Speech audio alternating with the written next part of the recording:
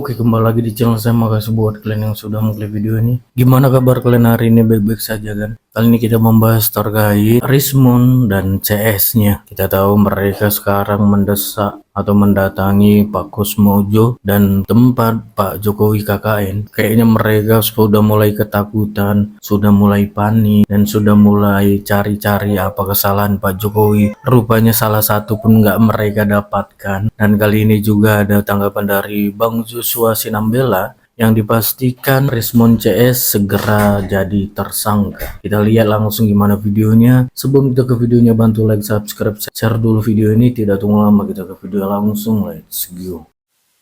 Kalian pernah berpikir nggak kenapa Rismon, Suryo dan juga Siti, Pak, ya, bela-belain pergi ke Solo, bela-belain pergi ke tempat KKN-nya Bapak Joko Widodo. Nah, terakhir itu bela-belain pergi ke rumahnya Pak Kasmujo. Kenapa mereka sekalipun nggak pernah menjenguk Egy Sujana?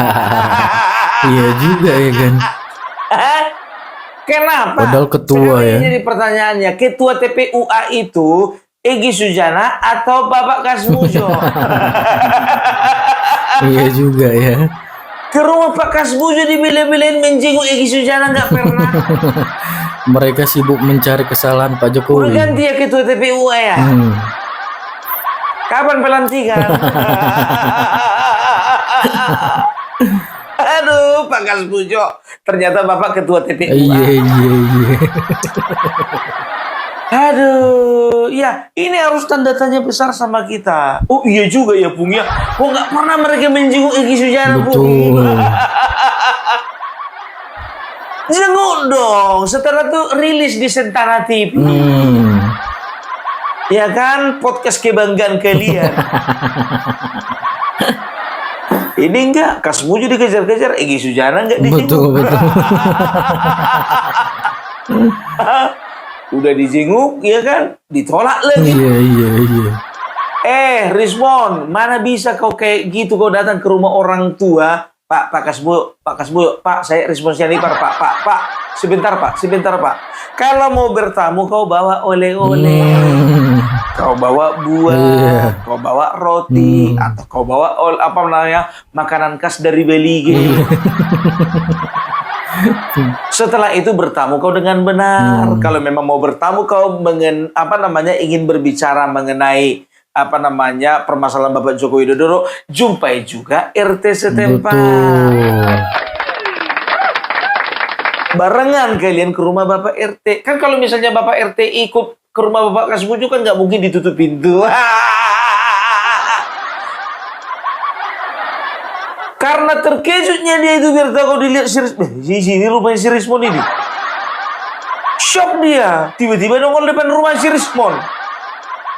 Lebih parah rupanya si Rismon ini daripada yang di TV-TV itu. Pikirnya kan? Oh, masuk lagu, ngapain dilihat ini orang-orang kayak gini? Pikirnya.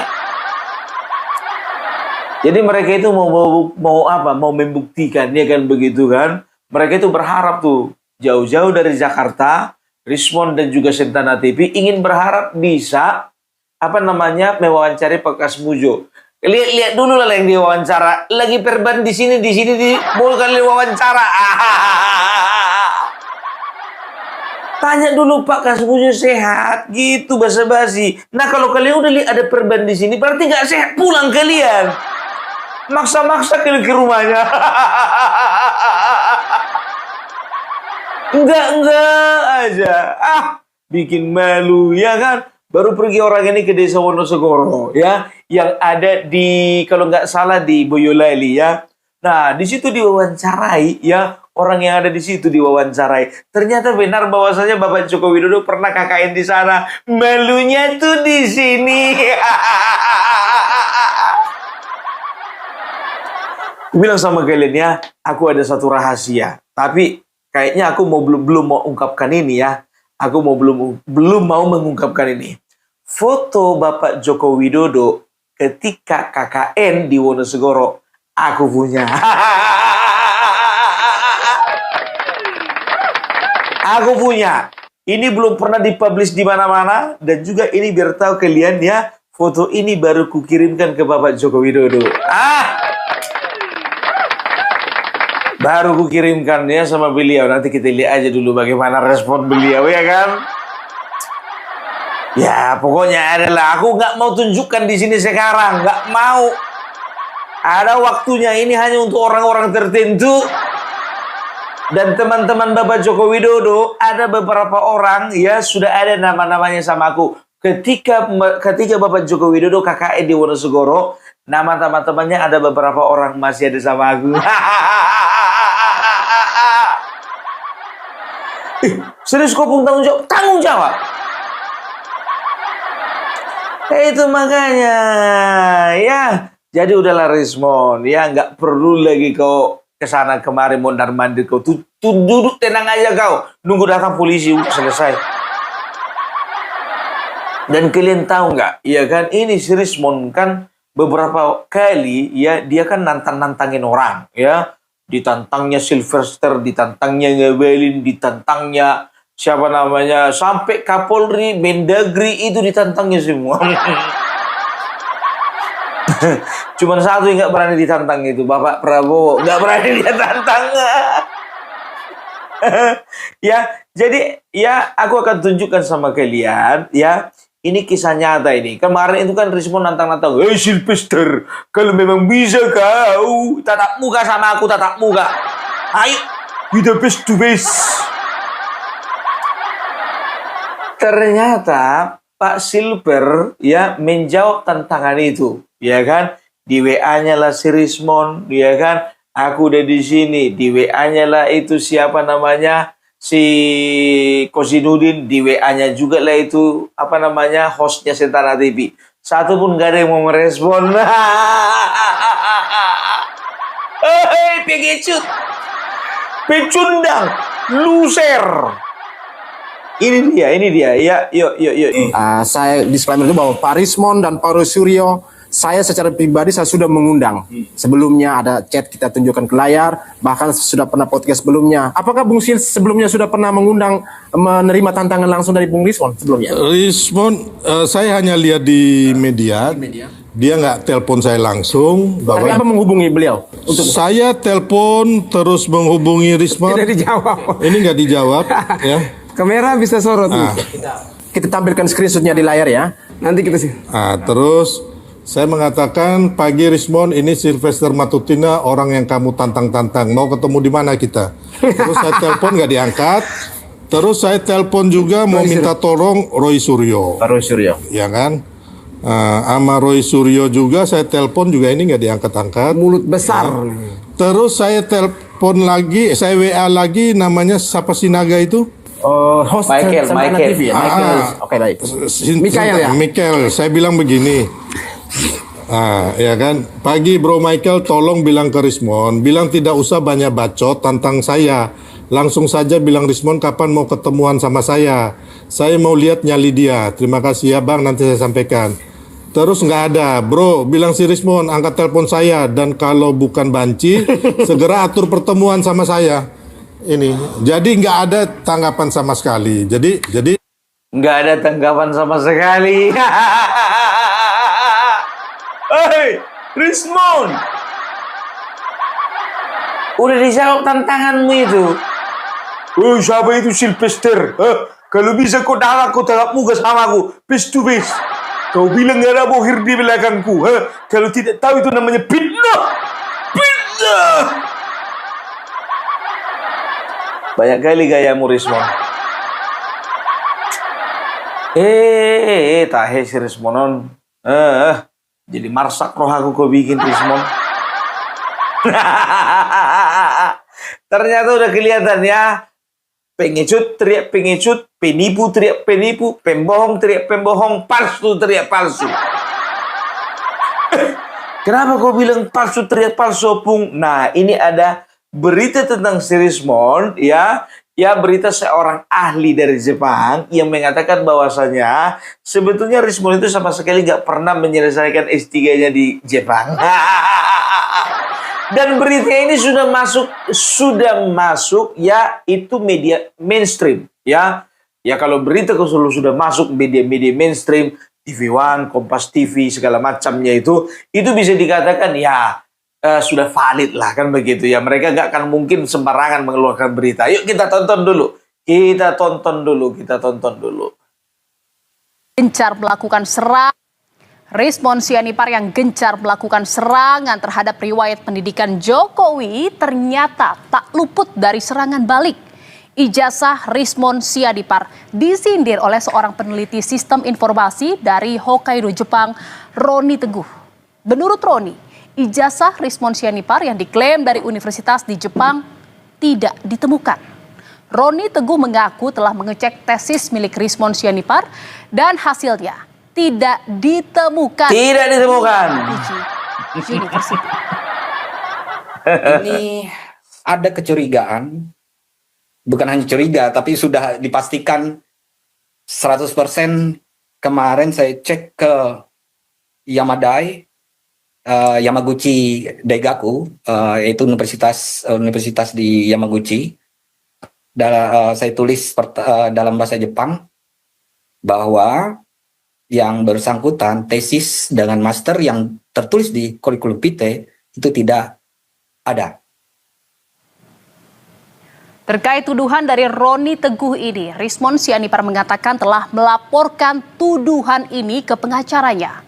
Rismon bahkan menyebut di kanal YouTube-nya, dirinya telah menunjukkan ijazah serta transkrip nilai miliknya. Ia pun tak segan menantang Roni Teguh untuk beradu argumen secara terbuka terkait ijazahnya.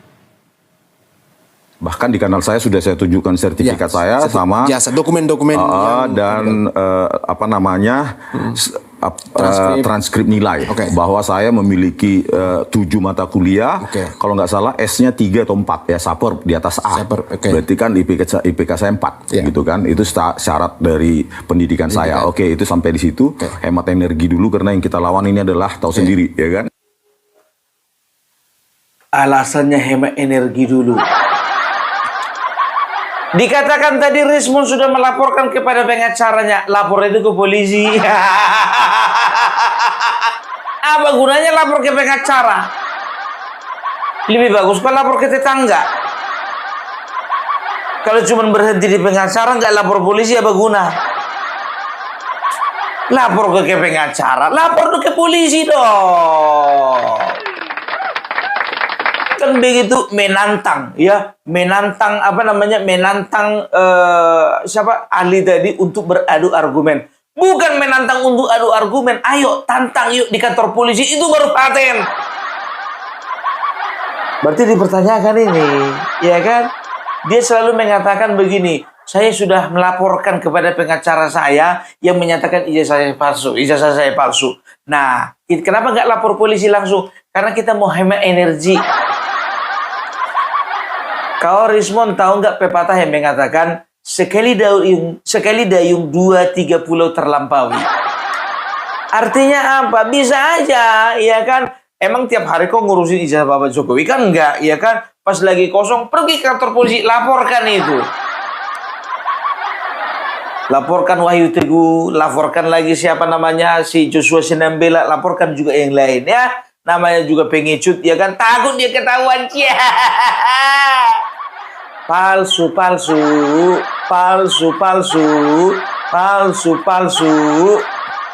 Harus kuteriakkan ini Rismon betul-betul palsu ijazahmu itu. Kenapa kau bisa meneriakkan ijazah Bapak Joko Widodo? Nah ini dia ya. Kalian tahu nggak ya? Ada postingan dari Joshua Sinambela. Katanya gini. Kenapa ya yang asli teriak-teriak yang palsu, sementara yang sebentar. Kita lihat aja nih. Ya, ada yang punya ijazah asli tapi tidak mau menunjukkan ke publik, kan begitu. Tapi ada yang punya ijazah, sedangkan yang punya ijazah palsu nekat menunjukkannya ke publik. Ada yang punya ijazah asli tapi nggak mau menunjukkan ke publik. Ada yang punya ijazah palsu tapi nekat menunjukkan ke publik. Lapor yang ya. Lapor dia, Mon. Itu Joshua Sinambela itu, Mon. Laporkan sekalian, Mon. Jangan takut-takut kamu lihat ini ya. Oke, perhatikan ya. Persiapan DF Talk, oke. Nah, ini dia. Ya. Nanti kalian baca sendiri ya. itu menunjukkan bahwasanya Rismond, ya, ijazah Bapak Joko Widodo asli diteriaki palsu, sementara dia ijazahnya palsu, berani nekat nunjukannya ke publik. Rismond bagian mie. Dan tahu enggak kalian, ya? Nah ini dia, ya. Ini ada WA-nya dari Joshua Sinambela, ya, kepada si Rismond Sianipar, ya. Ini diposting ini, Joshua Sinambela ini aktif di Facebook ini, ya. Kalian tahu, tersebutlah ada seorang yang nantangin face to face dengan saya. Tapi nomor dan WhatsApp saya diblokir. WK.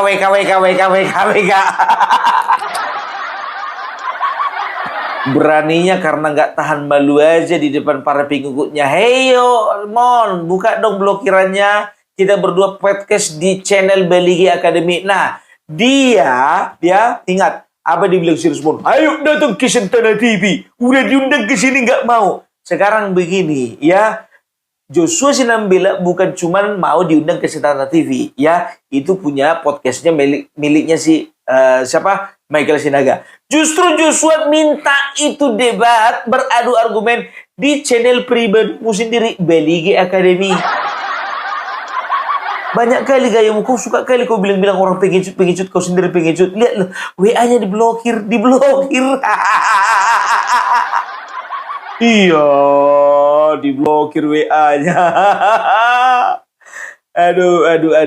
Mana dia nih yang nonton? Sylvester, jaga omonganmu, ya. Atau kita ketemu lagi face to face. Anda bicarakan langsung itu face to face dengan saya, Sylvester. Siapa itu bohir itu? Ya. Jangan Anda beraninya di belakang di podcast. Ayo hadapi saya face to face. Di Sentana ini kita. Saya tunggu atau tempat lain gitu loh. Baru ucapkan itu di depan muka saya ini. Bilang, Anda dibiayain oleh siapa? Tanyakan kepada saya. Atau Anda udah tahu identitas bohir itu? Nah, kalau nggak tahu, itu fitnah. Udah jelas, udah ditentangin kok nggak dijawab. Pengecut. Nanti dibilang lagi apa? Begitu ditanya wartawan, Bang Rismond itu ditantangin Bang Sylvester itu. Udahlah, kita nggak usah buang-buang energi. Terlalu banyak alasan kau kalapa lapet. Ya, ini lagi nih. Tidak mau datang. Joshua ini Michael Sinaga ini prediksi apa namanya pemikiranku ya. Tapi terserah kalau salah ya. Ini pun juga kena angkut bentar lagi nih. Ya kan, kena angkut. Ya kan, karena ini salah satu corongnya si Rismond. Lihat ini. Joshua Sinambela sudah diundang Sentana loh. Tidak mau datang. Bahkan mau digratisin sama Pak Heru Subagja. Ya. Ongkosnya untuk ke Jakarta. Mau gratis. Ayo. Dia mungkin tawa lagi lihat di obo-obo aja tuh. Di obo-obo gitu. Jadi kalau berani karena gini Le, mentalitas orang kalau di online seolah-olah hebat. Tetapi ketika ketemu face to face itu masalah mental loh. Iya. Alah, banyak kali gayamu. Orang gini Le, kalau misalnya online ya, itu kelihatan mental besar, kelihatan berani. Tapi kalau face to face, itu masalah mentalmu bermasalah. Banyak kali gayamu. Kau yang bermasalah mentalmu berarti kan, ya udah ditantang kau sama Joshua Sinambela, kau blokir nomornya. Udah ditantang kau udah dijawab tantanganmu. Kau yang nantang Sylvester ya kan? Udah dijawab tantanganmu, nggak ada respon. Halo. Rismond, banyak kali ceritamu nagoda haram. Joshua bukan cuma di Sentana TV, mau juga itu di kanal YouTube-mu, nggak ada respon. Mau ngomong Silver sama Rismond, mau ngomong si Silver sama Roy Suryo, nggak ada respon. Aduh, kasihan kali aku ngeliat nasibmu itu Rismond. Pengecut. Yalah. Ya, ini lagi lihat nih ya. Ini ada waktu dia lagi ada di perpustakaan, ya. Kita lihat dulu ini. Pemirsa 19. Oke, let's go. Jadi pemirsa 1980 sudah didigitalisasi. Nggak tahu kenapa khusus 1980. didigitalisasi kan? Cuma itu aja.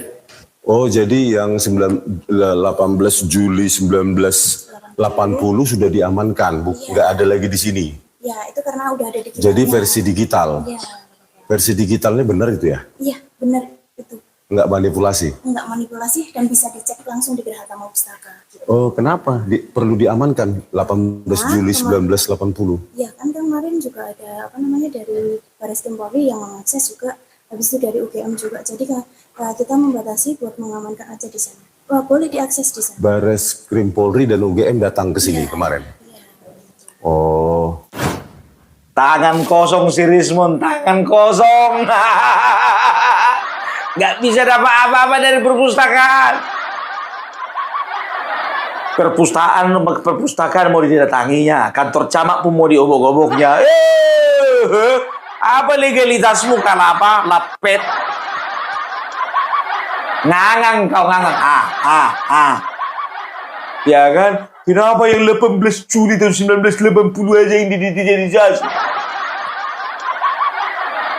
Begitu dibilang, ya Baris Krim udah ke sini, UGM udah ke sini. Jelas kalau mereka dua legal standingnya ada. Nah kau? Makan itu digitalisasi. Ambillah, bawalah itu. Ya kan, dan forensik sendiri. Apakah dokumen-dokumen digital itu bisa kau forensik? Kalau palsu, nyatakan palsu lagi. Capek itu aja kerjamu. Orang kerja itu untuk memperbaiki nasib dan juga untuk meraih masa depan. Kau enggak.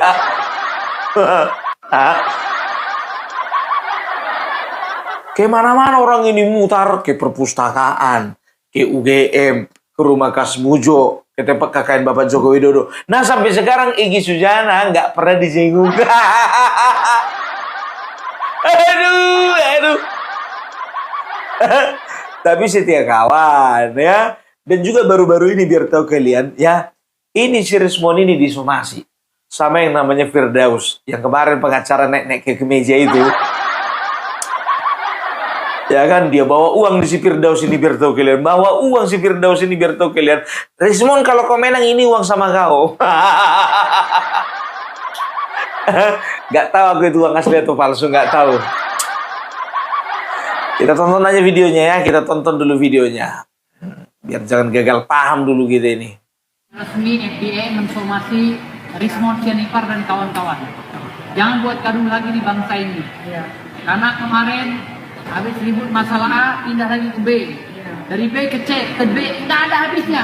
Sementara pemerintahan Pak Prabowo ini lagi membangun. Nah, iya. Pemerintahan Pak Prabowo lagi membangun. Betul, semua setuju. Dibersihkan, koruptor lagi dibersihkan. Setuju. Mafia-mafia dibersihkan, rakyat lagi dipentingkan oleh Pak Prabowo.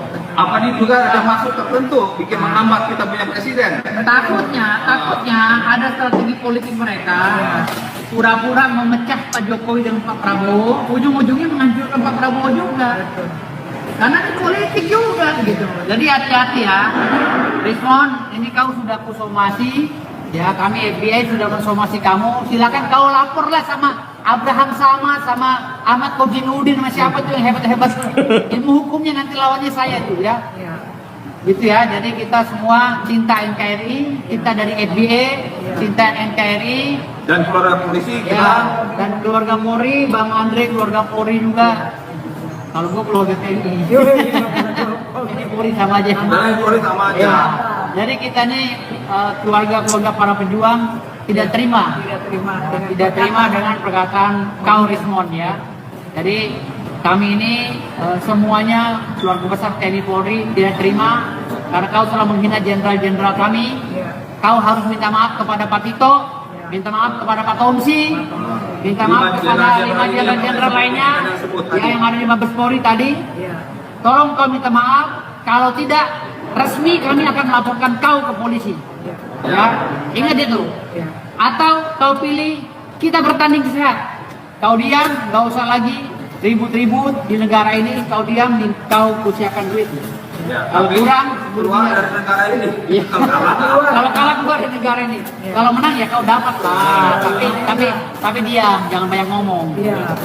Targetnya kapan Bang mungkin? Targetnya saya kasih waktu 7 hari ke depan. 1 minggu ya. 7 hari somasi ini kita tunggu. Tunggu jawabannya. Ya, tunggu jawabannya. Kalau nggak jelas, ya udah kita lapor polisi. Kita kasih somasi kedua lagi. FBI akan memberikan somasi kedua setelah ini. Nah, tapi kita tunggu 7 hari ke depan. Dan wartawan harus kejar Rismon dan Roy Panci ya, harus kejar gitu. Jangan Roy Suryo, bagusan Roy Panci. Oke? Baru sekarang aku setuju sama kau, Bang.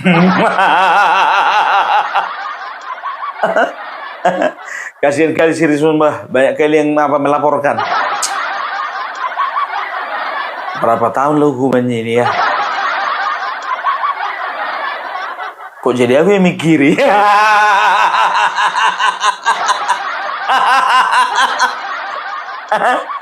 Jadi gue bilang sama kalian, bagaimanapun perangainya Bang Firdaus Oyowo ini, ya, aku jujur aja kemarin itu tergoda, ya, ketika dia gandengan sama si Rasman, tergoda kali aku untuk merostingnya ini kan begitu. Cuman aku nggak tega karena apa? Karena dia pernah membela anak-anak mahasiswa, ya, anak-anak mahasiswa yang sedang mengadakan doa rosario, menerima persekusi daripada tetangga-tetangganya termasuk dari ketua RT, ya, dan beliaulah yang pasang badan, ya, untuk membela dan juga mengawal kasus ini. Makanya bukan cuma sekarang aja aku simpati sama kawan ini, ya, kemarin-kemarin udah simpati, cuman sayang aja kemarin itu dia menghina pengadilan, ya kan, dengan naik ke atas kursi. Ya kalau untuk masalah itu mungkin hilaf. Ya, jadi itu Rismon, ya, jadi udah jelas semuanya. Kalau kau itu sebetulnya kau pengecut teriak pengecut, penipu teriak penipu, pembohong teriak pembohong, dan palsu teriak palsu. Ya, itu dia. Ya, jadi itu aja dari Opung Parbela. Kita akan lihat bagaimana. Ya, ini dengar kabar. Maaf ya. Ini tidak ada di media lain. Tidak ada di media lain. Dengar kabar katanya, ya, Bang Joshua Sinambela sudah dipanggil oleh Polda Metro Jaya untuk memberikan keterangan. Dan dengar kabar katanya, terserah kalian mau nganggap ini asat atau bukan. Ya, sebentar lagi ini akan tahap penyidikan dan sebentar lagi akan ada yang ditetapkan menjadi tersangka. Semangat kakak. Semangat Rismon. Semafa, semangat Tifa. Semanci, semangat Panci. Oke, itu aja. Makin gak sabar kita ini, ya kan? Makin gak sabar. Itu dulu dari Opung Parbela. Salam NKRI harga mati. Oke, itu dia video gimana menurut kalian, dan sampai bertemu di video saya selanjutnya.